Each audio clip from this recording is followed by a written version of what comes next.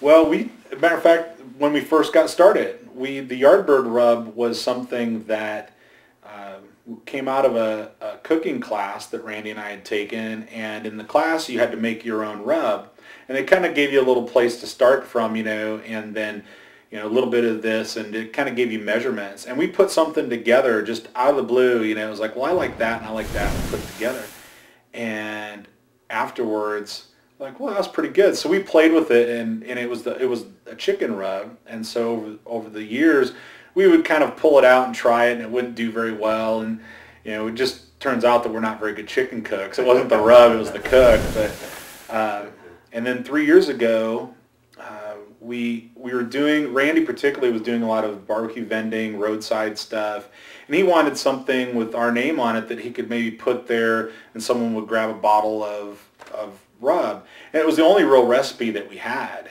So we started bottling that and putting our logo on it and stuff.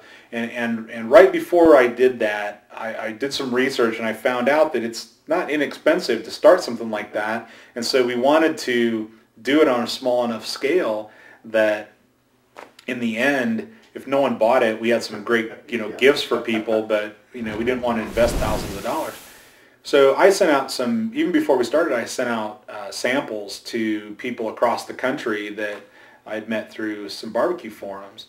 And the responses that we got back were all very positive. So we thought, well, this is something that's potentially viable. And so we started producing it. And then every year it's more than doubled in the last 3 years in terms of volume. And this year is our third year of selling our products. And we added the second product at the American Royal in 2008, and so now we're looking at about 10,000 pounds of rub out the door in our third year, so we consider that pretty successful.